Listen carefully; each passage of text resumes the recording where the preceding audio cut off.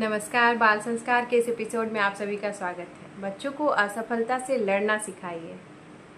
जी हाँ, आज का समय प्रतिस्पर्धा, कंपटीशन का समय है। हर जगह तुलना, प्रदर्शन और आगे निकलने की होड़ दिखाई देती है। ऐसे वातावरण में बच्चों पर भी बहुत प्रेशर बढ़ गया है।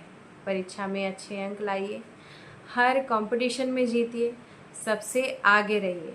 यही बातें लगातार बच्चों के मन में डाली जा रही है। लेकिन सबसे बड़ा प्रश्न यह है कि क्या हम बच्चों को हार का सामना करना भी सिखा रहे हैं?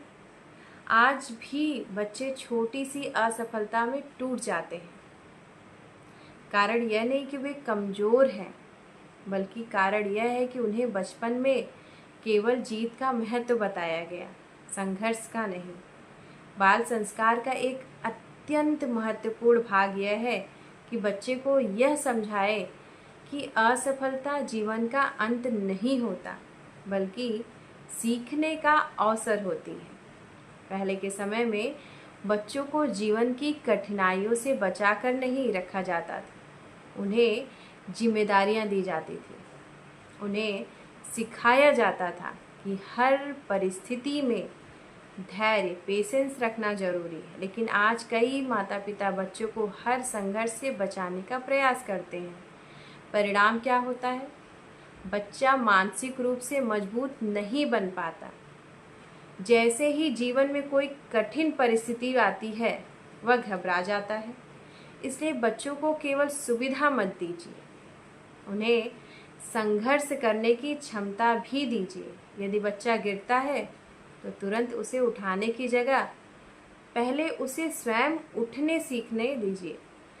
यही आत्मबल आगे चलकर उसके व्यक्तित्व की सबसे बड़ी ताकत बनेगी। असफलता का डर कई बार बच्चों को भीतर से खोखला कर देता है। वे यह सोचने लगते हैं कि यदि वे हार गए तो उनका मूल्य समाप्त हो जाएगा, उनकी वैल्यू घट जाएगी।